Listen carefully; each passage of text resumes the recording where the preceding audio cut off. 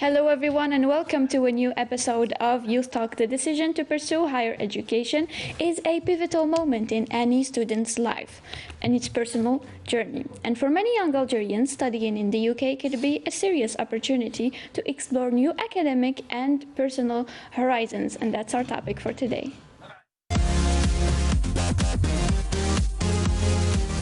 So like we usually do, we always start by welcoming our guest. Today we have Islam Tigrin present today to tell us all about the education system between the UK and Algeria. Hello, Islam. Hello, thank you very much for welcoming me, for the invitation as well. Thank you. Of course, my pleasure. So Islam, as I said in the beginning, studying in the UK could be an interesting opportunity for a lot of Algerian students, and not just on the academic level, but at the personal as well. So what would you say if we start talking about the main differences between the two educational systems between Algeria and the UK? Absolutely. Well, there's many major differences that we can talk about, and you mentioned as well the personal level when it comes to the students. So the major difference is the academics, obviously, but there is an aspect that is social that plays a big role when it comes to the transition from going from the Algerian society into the British society itself. So that's an element that is very crucial when it comes to integration, when it comes to, as you know, making friends, being able to live on your own, because most students, they go young, they probably the first time, yeah, they probably have lived with their families, and they go having to live alone, having to take care of themselves. As for the academics, which is a major part, it is a big transition, going from the Algerian system to the British system, especially going from Algerian high school directly into the higher education in Great Britain. Right. So would you say that the difference between the two educational systems could be managed if the students prepare beforehand, like a year before they go study abroad?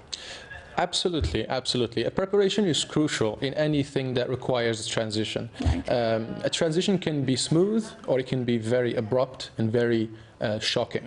So the best thing a student can do is prepare, and they can prepare in many different ways. They can do the foundation year, they can do language courses, they can do social integration courses that some places offer as well. But the major thing they should work on is, number one, the language. Sure. So there's a major language barrier with English, but we're noticing that, especially with the younger generations, with the Gen Z coming up currently, they manage to be at a higher level in English than previous generations. So that is becoming less and less of an obstacle. Now we go into the obstacles of integrating, into the obstacles of going from a system to a different system. And that absolutely requires a preparation, because the styles of education are different. Okay, so you told us about the importance of learning the language, which a lot of Algerian students now speak English fluently. I don't think it's that much of a problem, but when you talk about the year that you have to prepare before you go, you have to study a lot of different subjects in a different way than they are being taught here in Algeria. Exactly. So we do this where we prepare students for an entire year, depending on the field that they want to pursue in the UK. So let's say they want to pursue computer science, they will do mathematics, they will do physics, they will do English for academic purposes. So you see, this is the thing that matters. Yes, they might be good at English, but they need to have good levels in academic English. Right. And that differs a lot from general English. So that relates to writing your thesis, how to use academic language when it comes to making your research. Being able to read the research is a major aspect as well. So the academic literature itself is very hard to read for someone who only can speak general level English.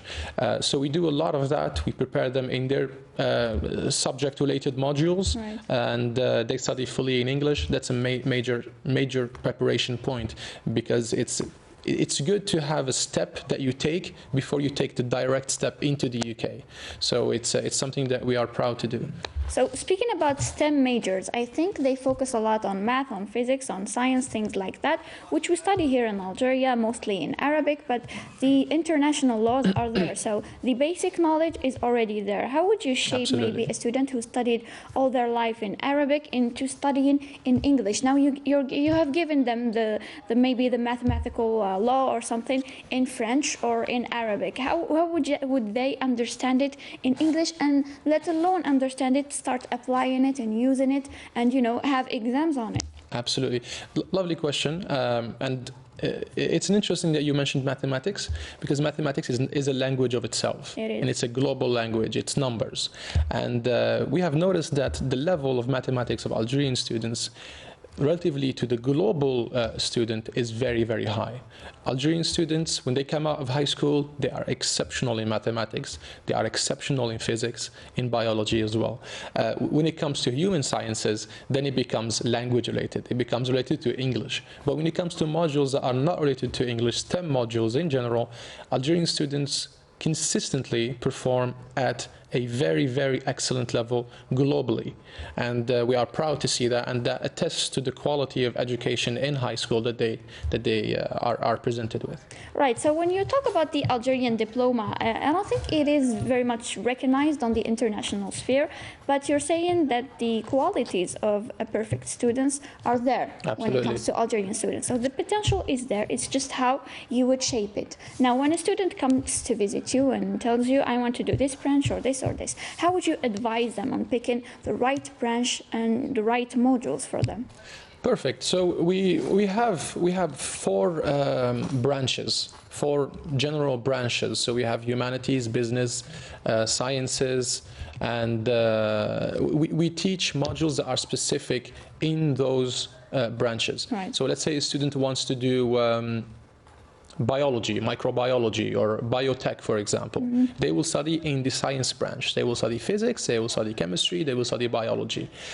What we do usually when we consult Algerian students, and this advice really should be taken to heart, is don't think what you want to do now.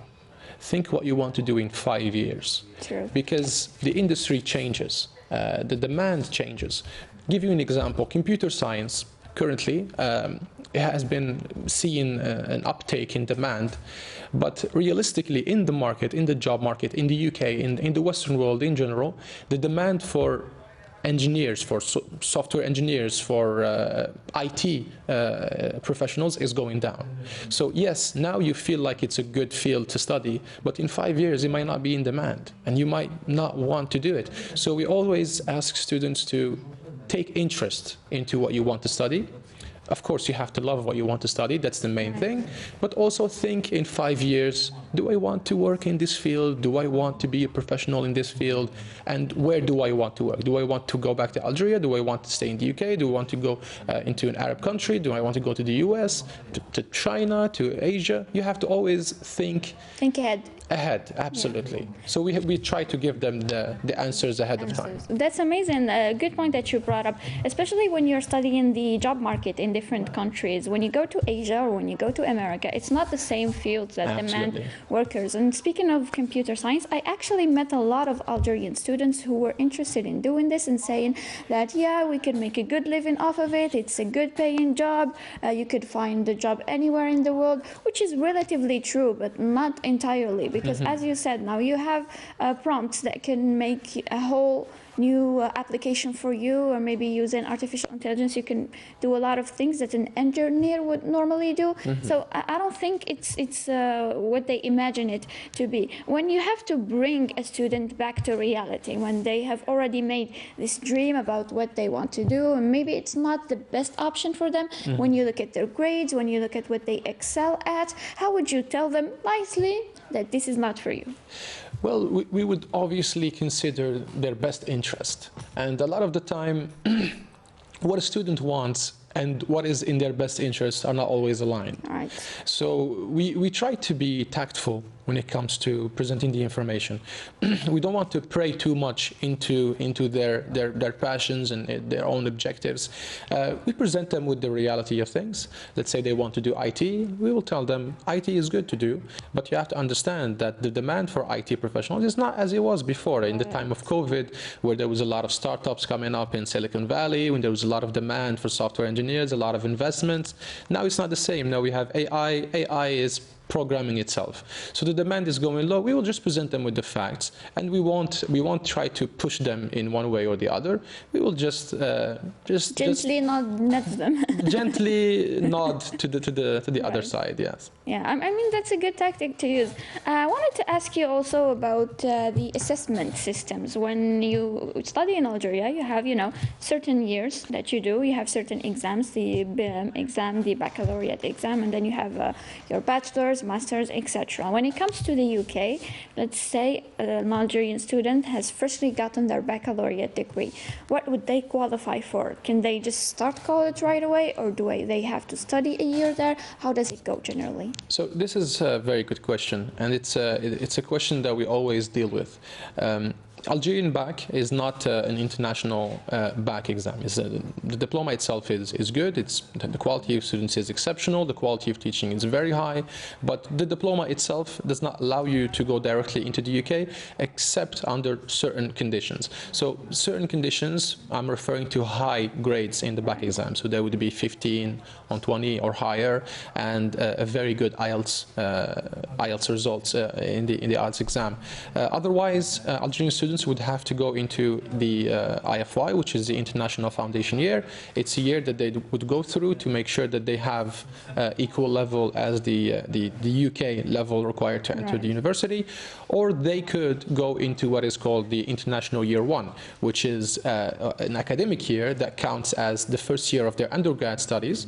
If they manage to succeed in that year, they can go pursue the second year directly into UK university. So usually International Year 1 and International Foundation Year, these are the two options Algerians mostly are going to look into, based on their grades, based on their university of choice, and based on the requirements of said university.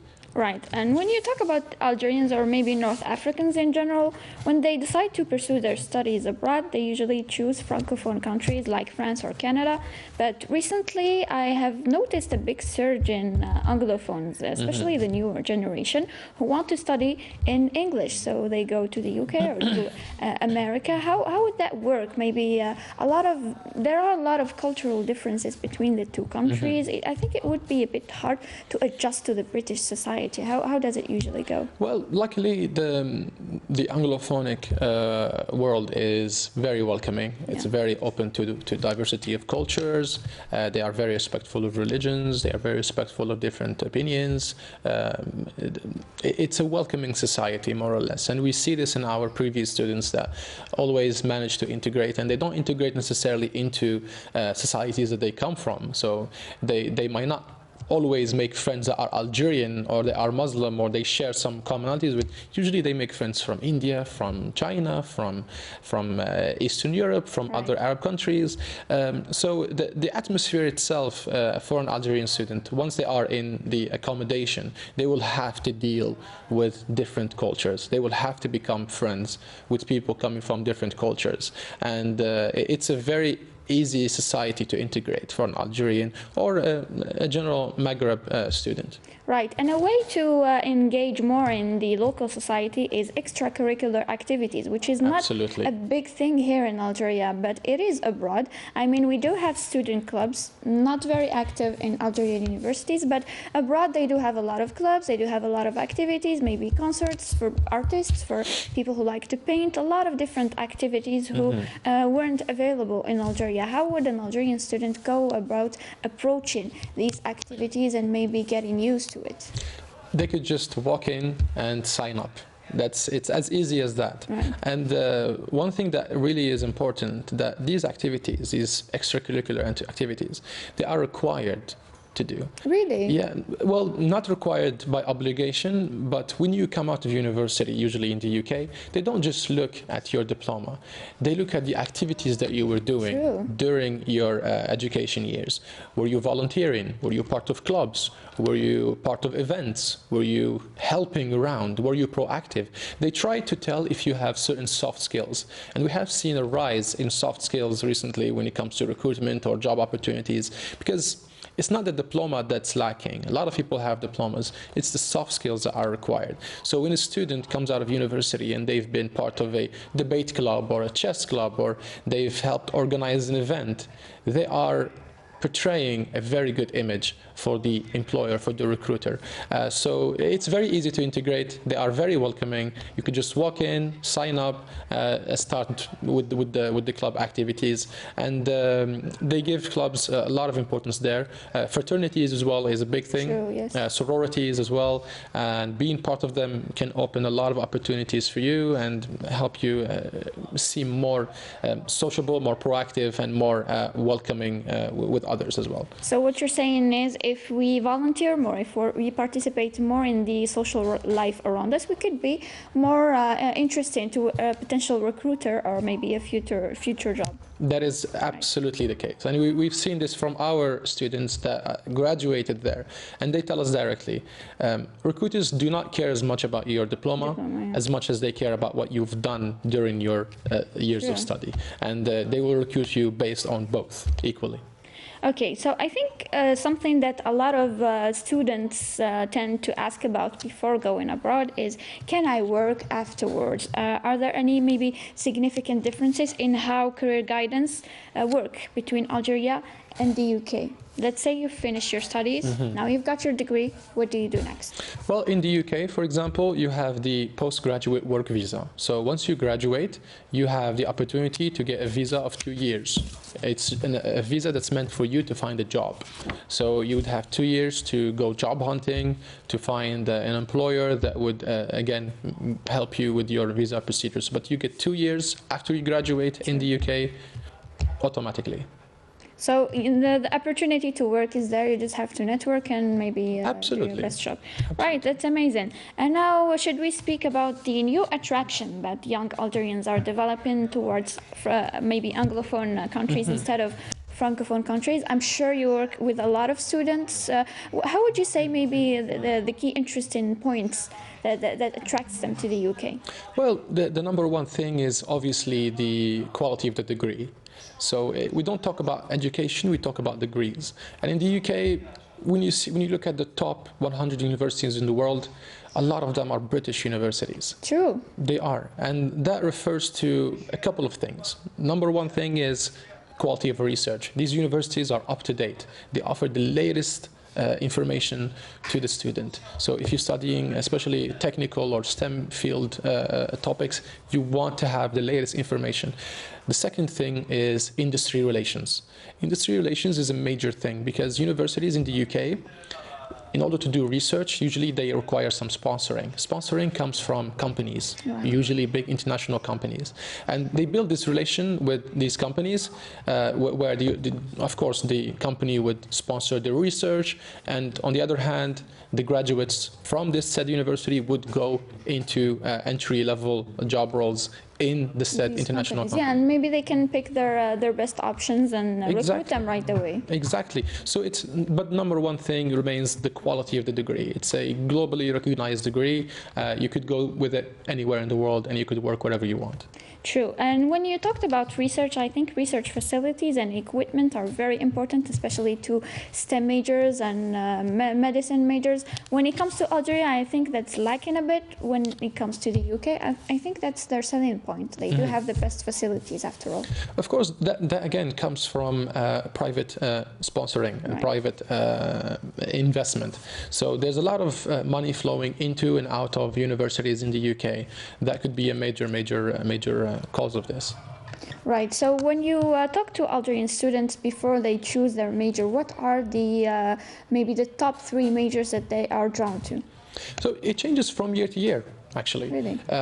We've seen an uptake in IT. IT is usually the number one desired field because IT usually you don't want to study in a French country because IT in general, all the terminology in the field is in English. Programming languages tend to be English reliant. So you want to study in English, especially to have the latest technology, the latest developments, the latest applications, and so on. Another field which has been seen an uptake is biology and pharma industrial-related fields. So it would be pharmaceutical production, biopharma, all of these related fields. They have been seen intake, especially after COVID. There's a lot of money going into pharma companies. So there's a lot of investment, a lot of recruitment, a lot of opportunities. And we've seen medicine and pharmacy in general. So these fields are, and engineering fields as well. So yeah, whether that would be oil engineering, electrical, mechanical. So a lot of intake when it comes to STEM fields. It's mainly what we see. Okay, when it comes to STEM fields, I think we should talk about the last year's student who got the best degree in baccalaureate. He is now pursuing his studies in the UK in an IT field. Absolutely. I think his journey could be very interesting to and inspiring to a lot of Algerian students who are yet to pass their baccalaureate exam. What would you say maybe made him go to the UK and choose the UK? Even though he had the best grades, he could have went anywhere in the world. Absolutely. So when I talked with him, he told me that he wants to pursue big data. So big data is a subfield in IT. So you would go into IT, then you would go into data analytics, and then you would go into big data. So that's a field that is, obviously he has done the research, which is very impressive about him. He really wants something very specific, and it's a field that is what we call future-proofed. So in the future, this field is not going to be taken over by AI. Right. This field is always going to have to be taken over by humans. Yes, there's going to be AI integration, but the field will always have requirements for humans to be there, to be present when it comes to big data.